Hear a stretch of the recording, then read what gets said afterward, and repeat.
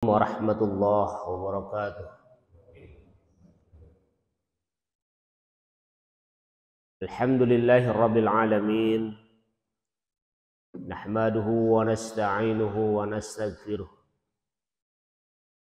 Wa na'udzu billahi min shururi anfusina wa min sayyiati a'malina. May yahdihillahu fala mudilla lahu wa may yudlilhu fala hadiyalah. Asyhadu an la ilaha illallah wahdahu la syarika lah. Wa asyhadu anna Muhammadan 'abduhu wa rasuluhu la nabiyya ba'dah. Hadirin jamaah salat subuh rahimakumullah. Alhamdulillah di pagi hari ini kita masih bisa berkumpul bersilaturahmi di Masjid Mukhlisin Lahuddin, masjid yang kita cintai ini. Alhamdulillah setelah menjalankan sholat subuh berjamaah, kita lanjutkan dengan kajian rutin setiap ba'da subuh. Izinkan pada kesempatan pagi hari ini rolling jadwal dengan Ustadz Dede Hidayat. Insyaallah jadwal saya hari Ahad maghrib insyaallah akan diisi oleh Ustadz Dede. Jamaah kajian subuh rahimakumullah, izinkan 30 menit ke depan untuk menyampaikan dua makalah di pagi hari ini.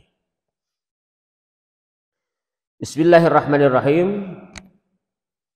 Wal maqalatur rabi'ah, makalah yang keempat. An Utsman radhiyallahu an, dari Utsman, sahabat Utsman radhiyallahu an. Di makalah keempat ini Utsman bin Affan menyampaikan 3 nasihat. Nasihat yang pertama, man tarakad dunya ahabbahullah. Barang siapa yang meninggalkan kecintaan terhadap dunia, ahabbahullah, maka Allah akan mencintainya. Hadirin rahimakumullah, apa yang dimaksud dengan tarokat dunia? Apa yang dimaksud dengan meninggalkan dunia? Sehingga kata Utsman bin Affan bahwa orang yang meninggalkan dunia itu akan dicintai oleh Allah. Beliau menjelaskan, di antara yang termasuk meninggalkan dunia pertama adalah aqallas sab'a wal aqla. Maksud meninggalkan dunia pertama dengan cara menyedikitkan perut kenyang dan menyedikitkan makan. Artinya bukan meninggalkan dunia, kita tidak cinta dunia, kita tidak kerja dan lain sebagainya. Tetapi kata Utsman bin Affan, salah satu contoh, salah satu bentuk meninggalkan dunia itu dengan bi'an aqallas sab'a wal aqla, dengan cara meminimalisir perut kenyang dan menyedikitkan makan. Luar biasa. Nah, pertanyaan selanjutnya, kenapa kita harus menyedikitkan makan? Kenapa kita harus menyedikitkan kenyang? Dalam hal ini Imam Al-Ghazali dalam kitab Ihya Ulumuddin beliau berkomentar, kenapa tidak boleh terlalu kenyang dalam makan? Di antaranya, maaf, kata Imam Syafi'i, bukan kata Imam Ghazali, kata Imam Syafi'i alasannya 4. 1, kenapa dalam makan kita tidak boleh terlalu kenyang? li'anna sab'a yasqallul badan. Hiji, kalau terlalu kenyang, terlalu banyak makan akan memberatkan badan sehingga susah untuk bergerak. Logis. Jadi kalau kita terlalu banyak makan, melebihi kapasitas perut kita, kata Imam Syafi'i, akan memberatkan badan. Itu satu. Yang kedua, wa yaksil qalbi,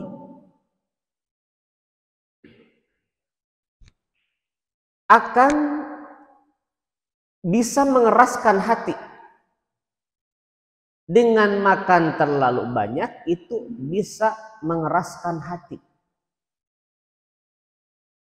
Apa hubungannya hati dengan makan? Apa hubungannya hati akan menjadi keras karena terlalu banyak makan? Nanti ada penjelasan di bawahnya. Salah satunya adalah ketika perut kita terlalu kenyang, kadang hati kita dalam keadaan tertentu sulit untuk menerima nasihat-nasihat kebaikan. Makanya ketika kita sedang berpuasa, perut kita sedang kosong dan lapar, itu salah satu jalan hati kita bisa menerima nasihat. Akan lebih lapang dada kita menerima nasihat dibanding ketika perut kita kekenyangan atau berlebihan. Ketiga, wa yazilul fatonah. Kata Imam Syafi'i, perut yang terlalu kenyang itu akan menghilangkan kecerdasan.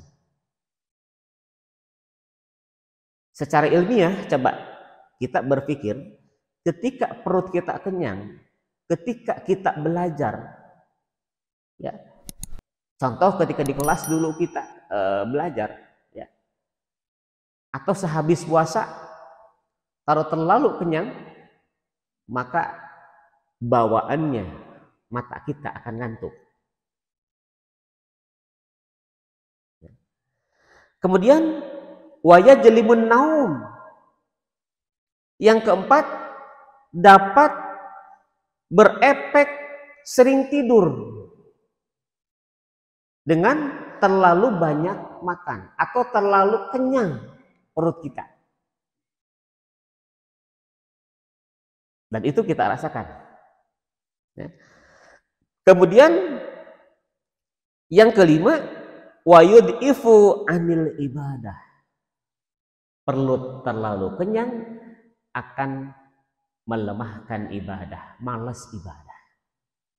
Contoh, waktu bulan Ramadan, di awal-awal Ramadan, seminggu pertama, kadang bagi yang tidak terbiasa dengan puasa,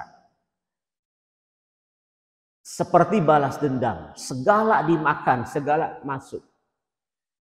Pas sholat taraweh, yang seharusnya kita mulai semangat untuk sholat taraweh, wayad'afu anil ibadah. Males gerak, hayang mate ngagoler, gitu. So terlalu kenyang. Dan itu kita rasakan ketika di bulan Ramadan. Oleh sebab itu maka Allah Subhanahu wa taala menjelaskan dalam surat Al-A'raf ayat 31, wa kulu wasrobu, silahkan makan, wasrobu, silahkan minum, tetapi wala tusrifu, jangan berlebihan. Innahu la yuhibbul musyrikin, sesungguhnya Allah tidak mencintai orang-orang yang berlebihan. Kembali, man tarokad dunya ahabbahullah. Barang siapa yang meninggalkan dunia dengan cara menyedikitkan kenyang dan menyedikitkan makan, maka Allah akan mencintai orang itu. Hadirin rahimakumullah, kemudian apalagi bentuk meninggalkan dunia ini? Kata Utsman bin Affan, wa abghadha sanaa minan nas, benci terhadap pujian manusia.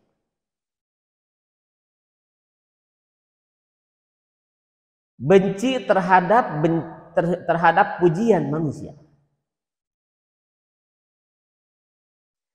Hadirin rahimakumullah, Imam Al-Ghazali dalam kitab Ihya Ulumuddin beliau menjelaskan dua keburukan yang bisa timbul dari adanya pujian yang berlebihan. Bolehkah kita memuji ketika kita melakukan kebaikan? Rasulullah pernah memuji Utsman bin Affan, Rasulullah pernah memuji Abu Bakar As-Siddiq. Boleh. Tetapi dalam penjelasannya, saya coba cari dalam referensi Imam Al-Ghazali, pujian boleh dilakukan asal tidak melahirkan keburukan. Rasulullah pernah memuji Abu Bakar dan Umar, namun pujian beliau dilakukan dengan jujur dan penuh kearifan. Lamun bener mah, dia jujur melakukan apa yang kita puji, boleh. Rasulullah memuji Umar bin Khattab, Rasulullah memuji sahabat Abu Bakar karena memang perilakunya baik, dipuji oleh Rasul. Artinya ketika kita muji seseorang dan pujian itu sesuai dengan akhlaknya, sesuai dengan real kenyataannya, boleh. Rasulullah pernah memberikan pujian terhadap Abu Bakar dan Umar bin Khattab. Dalam hal apa?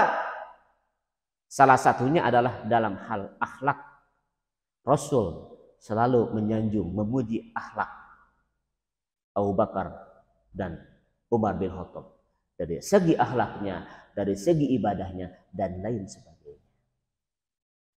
Tapi tentu kalau kita hati-hati, kualitas kita mungkin keimanannya berbeda, akhlaknya berbeda dengan Abu Bakar dan Umar.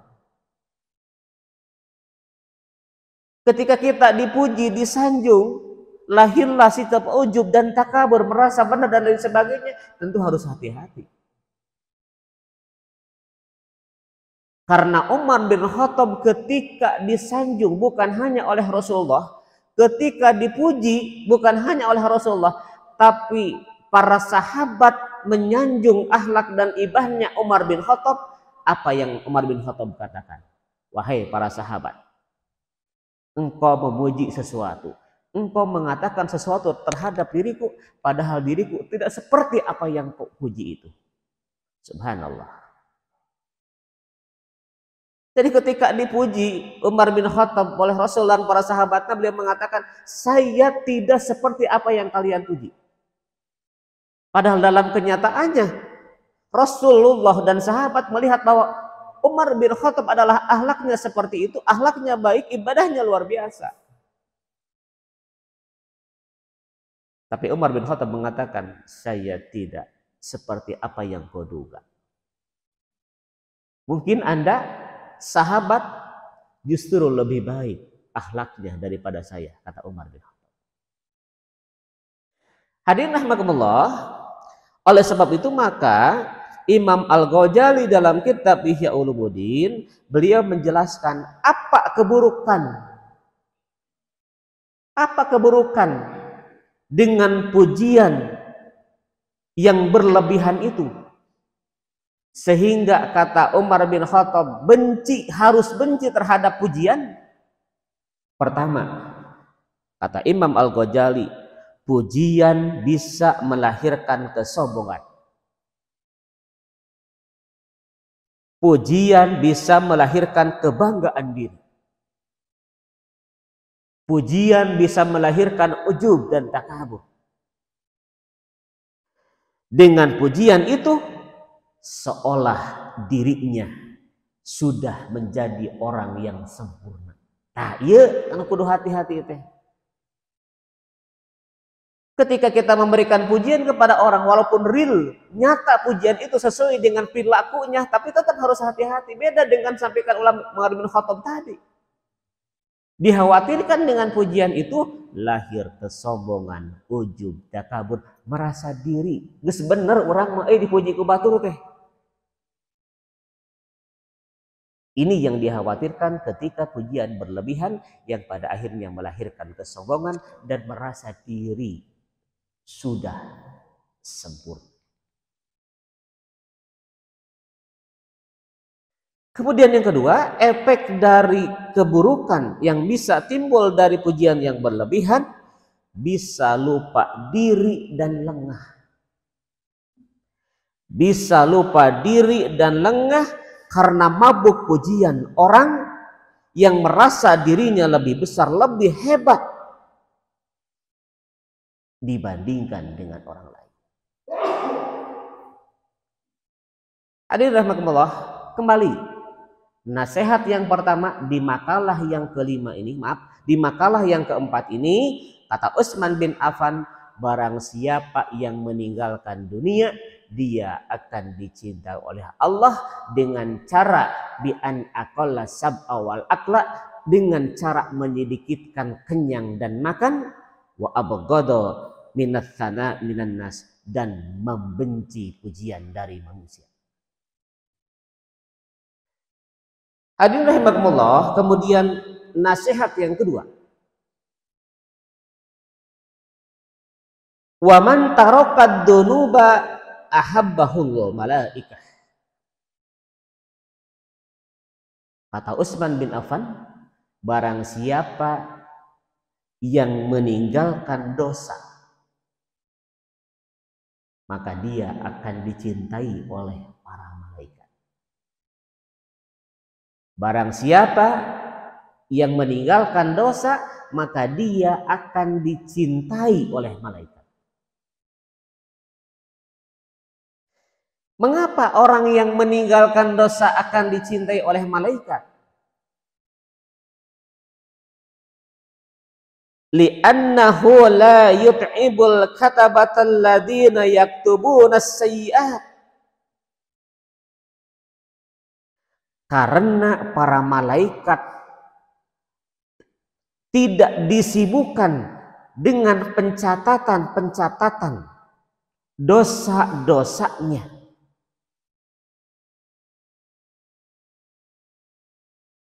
Alasannya karena para malaikat tidak akan disibukkan dengan pencatatan dosa-dosanya melalui malaikat raqib pencatat amal baik dan malaikat atid pencatat amal buruk. Walaupun pada intinya bukan hanya malaikat yang lebih tahu, tapi Allah yang lebih maha tahu. Allah yang lebih maha tahu terhadap apa yang kita lakukan. Hadirin rahimakumullah, lalu apa salah satu hikmah kenapa sih Allah itu menciptakan malaikat raqib dan atid? Bukanlah Allah maha segalanya. Allah maha melihat, Allah maha mendengar, Allah maha mengintai, betul. Tapi Allah pun menciptakan dua malaikatnya untuk mencatat amalan-amalan kita. Di mana CCTV Allah tidak pernah salah, tidak pernah error. Beda dengan CCTV yang dibuat oleh manusia.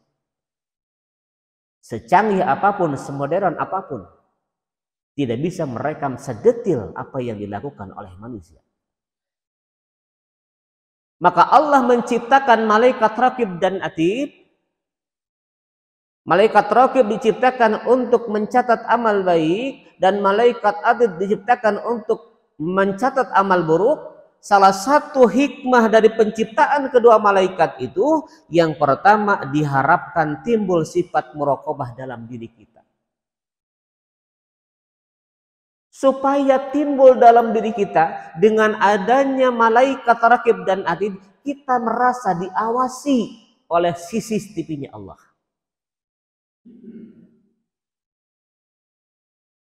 Kita tafakuri bersama, bapak-bapak, betul atau tidak? Coba tanya. Ketika orang melakukan kejahatan, salah satu yang sering timbul ketika diinterogasi oleh pihak kepolisian atau maling klasteri, ya, maling klasteri yang mengambil kendaraan, uang atau apapun di komplek. Kemarin teman cerita di GBI, persis seperti kehilangan motor yang Pak Iman. Begitu sholat maghrib, mungkin sama seperti di sini. Begitu warga ke masjid, karena sekarang sedang musim hujan, jadi warga jarang, ya kalau sudah maghrib sudah di rumah, kecuali mungkin yang aktivitas ke masjid berjamaah seperti kita. Ya.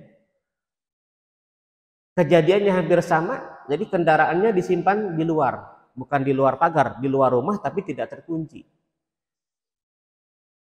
Keluarganya, ibunya mungkin anaknya berjamaah sholat maghrib, si bapaknya ke masjid.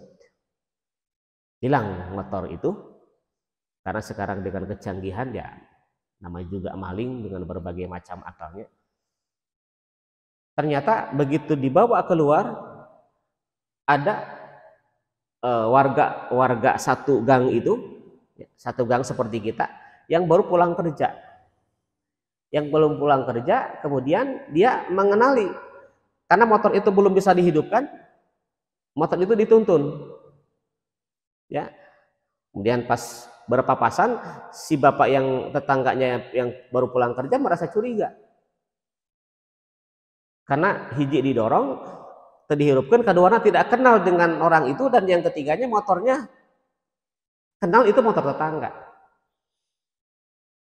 Ceritanya diberhentikan, kemudian adu argumen dan sebagainya, ternyata dia lari. Begitu lari, persis seperti kita baru keluar dari masjid. Jamaah keluar dari masjid, akhirnya tertangkap. Kata teman saya, ketika diinterogasi dibawa ke kantor pos, kantor ronda istilahnya ya, kalau di kita di situ ditanya pertanyaan yang sangat sederhana, ya, kenapa Anda mencuri? Jawabannya pun sederhana, karena tidak ada orang yang melihat. Jawabannya karena tidak ada orang. Memang betul. Ya, karena tidak ada orang. Kaitan dengan materi ini, ketika Allah menciptakan malaikat raqib dan atid, hikmahnya adalah agar dalam diri kita timbul rasa muraqabah, selalu dilihat dan diawasi oleh Allah. Artinya tidak ada manusia, walaupun manusia tidak lihat, di atas kita ada malaikat raqib atid, di atas malaikat raqib dan atid ada Allah yang Maha melihat.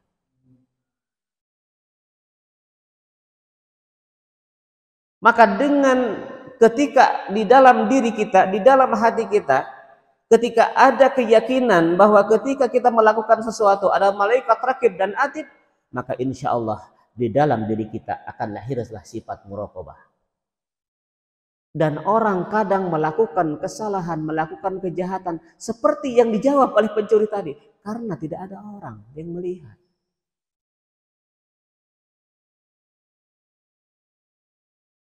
Dan mungkin saya pun ketika melakukan sebuah kesalahan, ketika melakukan sebuah dosa, karena dalam diri kita ada perasaan, ada batur, ada pemajikan teu apal, ada tetangga teu apal, akhirnya melakukan sesuatu yang negatif. Mungkin terjadi seperti itu. Koruptor kelas kakap, salah satunya mungkin di samping kebutuhan, karena tidak ada orang yang melihat dan tidak ada orang yang mengetahui, mungkin yang menjadikan alasan seperti itu. Tapi kalau dalam orang itu terdapat jiwa bahwa di dalam dirinya ada sifat muraqabah, selalu diawasi oleh malaikat raqib atid dan Allah, maka tidak akan melakukan korupsi itu. Kita tidak akan pernah melakukan hal-hal yang negatif karena kita selalu merasa diawasi oleh Allah, bukan hanya CCTV buatan manusia. Kemudian hikmah yang kedua, kenapa Allah menciptakan malaikat raqib dan atid? Agar kita semangat untuk melakukan kebaikan. Jadi bukan semangat melakukan hal-hal yang keburukan. Dengan adanya malaikat raqib dan atid menjadikan kita lebih termotivasi untuk melakukan amalan-amalan yang baik. Itu nasihat yang kedua. Kemudian nasihat yang ketiga, kata Utsman bin Affan, wa man hasamat tam'a anil muslimin ahabbahul muslimun. Barang siapa yang melepaskan diri dari sifat tamak, ahabbahul muslimun, maka orang-orang muslim akan mencintainya.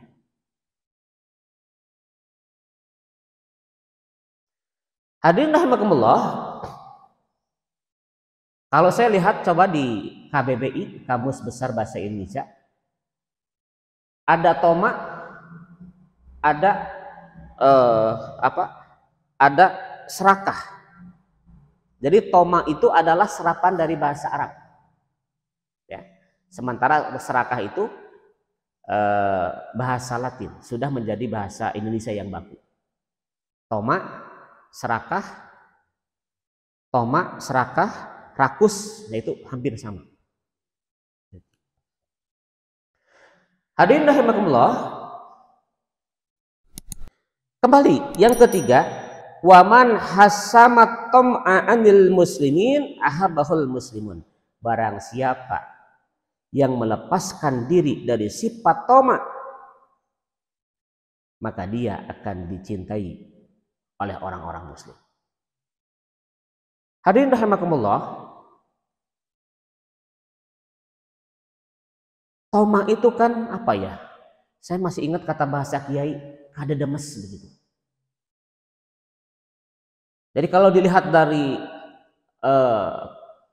pengertian yang saya lihat di Kamus Bahasa Indonesia, toma itu keinginan untuk mendapatkan harta sebanyak-banyaknya untuk dirinya sendiri. Ya, coba lihat di dalam surat Al-Fajr ayat 20. Orang yang tamak itu wa tuhibbunal mala hubban jamma. Wa tuhibbunal mala hubban jamma. Jadi menginginkan, mencintai harta dengan sebanyak-banyaknya, bahkan kecintaannya mengalahkan kecintaan kepada yang lain. Itu dalam surat Al-Fajr ayat 90. Nah, hadirin rahimakumullah, biar kita terhindar dari sifat tamak ini, maka dijelaskan oleh para ulama, ada 3 ciri orang yang tamak. Hiji, orang yang tamak itu tidak pernah merasa puas dengan apa yang dimiliki.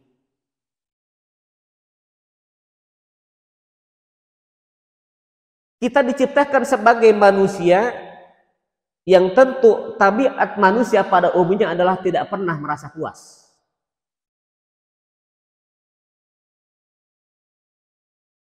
Namun ketika kita ingin mendapatkan sesuatu, tentu harus disertai dengan ikhtiar yang maksimal.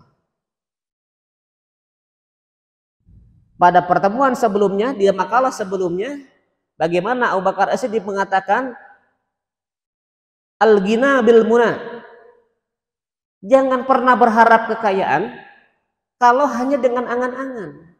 Harus dengan ikhtiar.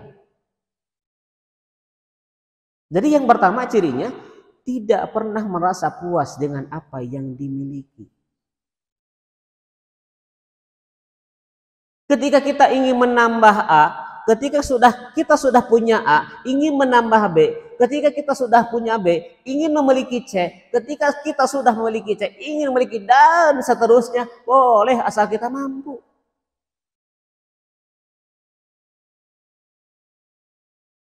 Tapi kadang tidak sesuai dengan kemampuan kita. Ku Allah tegas dibere orang teh harta 1 juta, terus kita ingin 2 juta, tapi keinginan itu tidak disertai dengan ikhtiar, nggak boleh. Al-ghina bil muna, kata Abu Bakar As-Siddiq, tidak mungkin kita mendapatkan kekayaan, prestasi. Tidak mungkin kita mendapatkan kesuksesan tanpa adanya ikhtiar, doa dan tawakal. Yang kedua, ciri tamak itu adalah selalu menghitung untung rugi. Tidak pernah ada nilai sosial dalam dirinya. Jadi kalau sudah berbicara masalah uang, berbicara masalah harta, dihitung nanti untung rugi, teu aya nilai sosialnya untuk orang lain.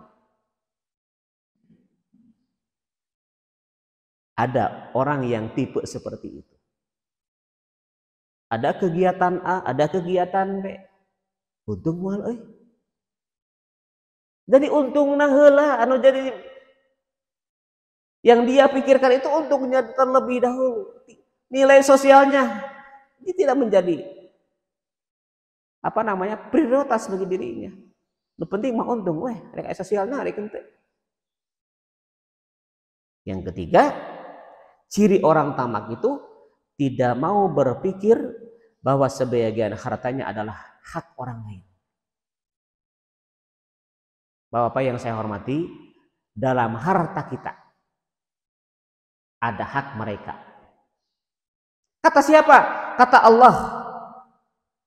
Allah menjelaskan dalam surat Al-Baqarah ayat 19, wa min amwalihim haqqul lisaili wal mahum. Dalam harta mereka, dalam harta kita ada hak harta untuk mereka. Orang-orang yang yatim, orang-orang yang tidak mendapatkan bagian. Dari dalam harta kita ingat, ada harta orang lain yang harus kita keluarkan. Itulah peringatan Allah.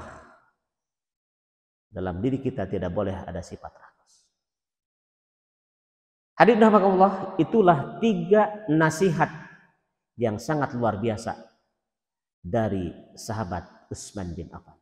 Satu lagi, Pak. Kemudian wal maqalatul khamisah. Makalah yang kelima,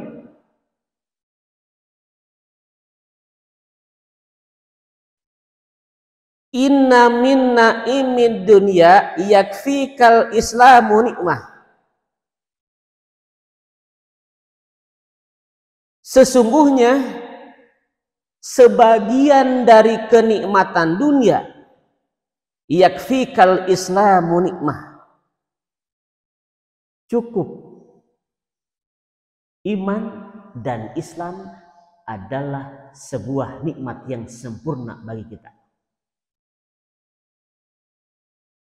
Jadi ternyata dibandingkan dengan sekian nikmat yang Allah berikan kepada kita, termasuk salah satunya nikmat sehat dalam diri kita, ternyata nikmat yang paling sempurna, kata Ali radhiyallahu, adalah nikmat ketika Allah memberikan iman dan Islam ke dalam diri kita.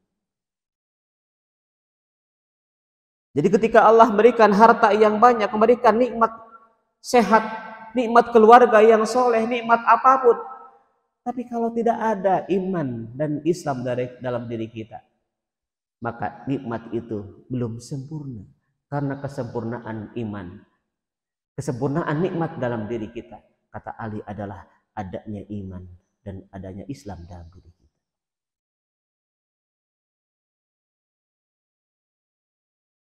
Oleh sebab itu maka nikmat Allah inilah yang harus kita cari, nikmat iman dan nikmat Islam.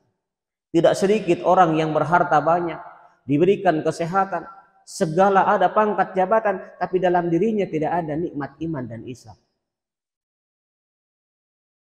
Inna minna imid dunya yakfikal islama nikmatan. Sesungguhnya bagian dari nikmat dunia ini, nikmat yang paling sempurna adalah nikmat iman dan nikmat Islam.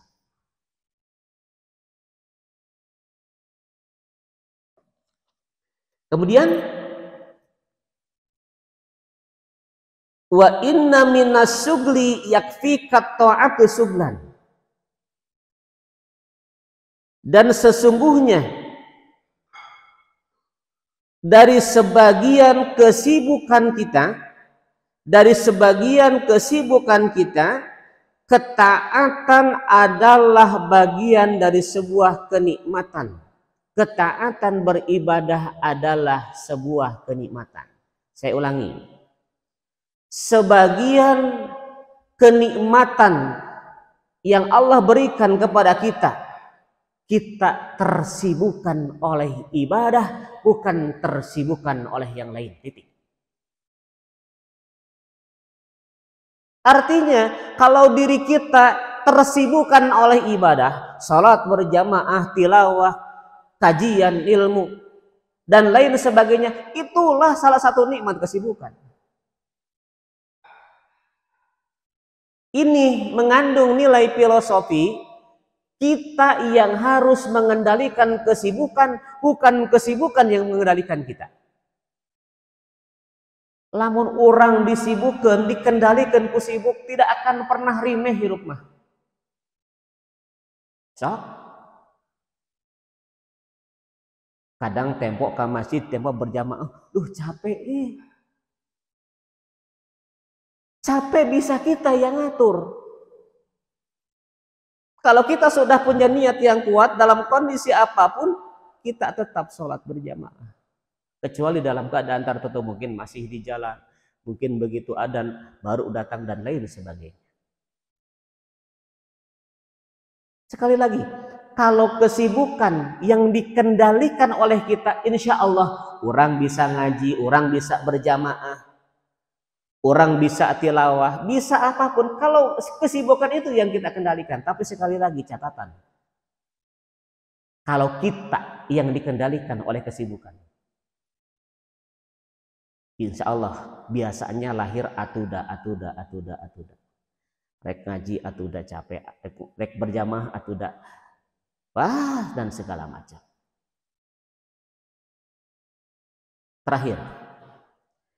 Terakhir, nasihat Ali bin Abi Thalib, wa inna minal ibrah yakfikal maut ibrah.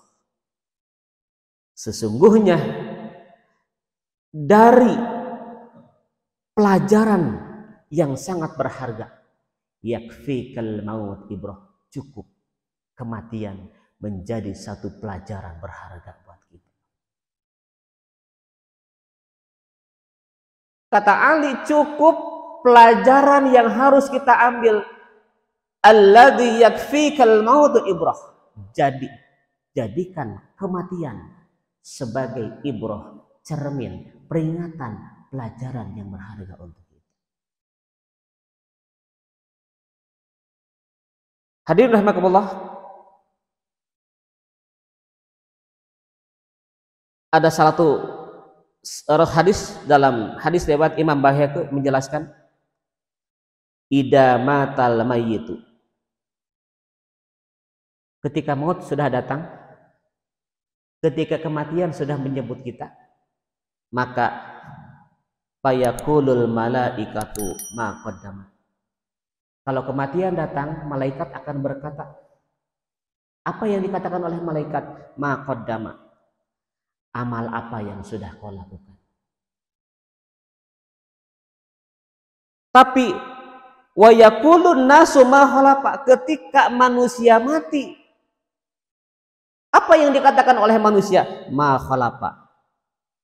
Maka manusia akan membicarakan apa yang ditinggalkan manusia. Kalau kita meninggal, malaikat itu bertanya, apa amalan yang kau lakukan, tapi ketika manusia meninggal, yang dibicarakan oleh manusia adalah apa yang ditinggalkan oleh manusia.